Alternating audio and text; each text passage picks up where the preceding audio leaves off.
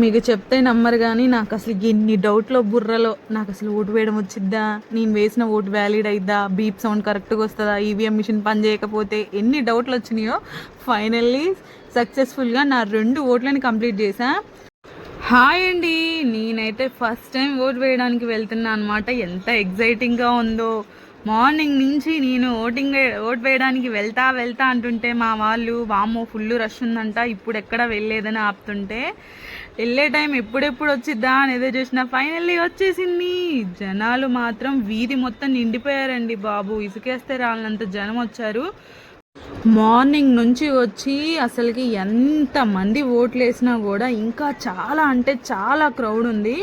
నేను చిన్న clips add చేస్తాను చూడండి. ఉందా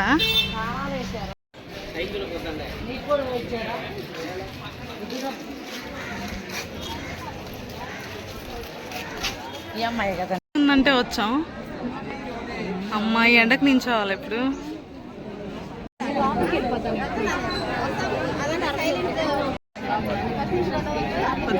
పోయినసారి వేసింది దానికి చూపి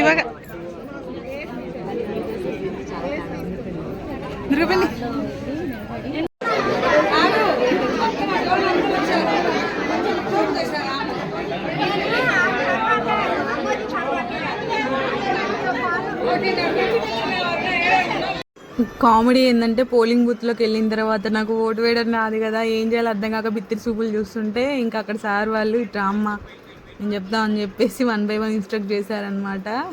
నాకు కొంచెం మీకు చెప్తే నమ్మరు కానీ నాకు అసలు ఎన్ని డౌట్లో బుర్రలో నాకు అసలు ఓటు వేయడం వచ్చిద్దా, నేను వేసిన ఓటు వ్యాలిడ్ అయిద్దా, బీప్ సౌండ్ కరెక్ట్గా వస్తుందా, ఈవీఎం మిషన్ పని చేయకపోతే ఎన్ని డౌట్లు వచ్చినాయో ఫైనల్లీ సక్సెస్ఫుల్గా నా 2 ఓట్లని కంప్లీట్ చేశా.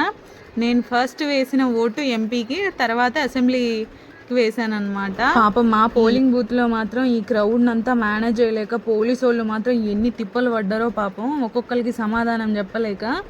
మరి మీరు ఎలా వేశారు, ఎంతసేపు వెయిట్ చేశారో కామెంట్ చేయండి. మేమంతా కలిసి రాములవారి గుడిలో అన్నదానం జరుగుతుందండి మా పక్క వీధిలో, అందరం కలిసి వెళ్తున్నాం అన్నమాట.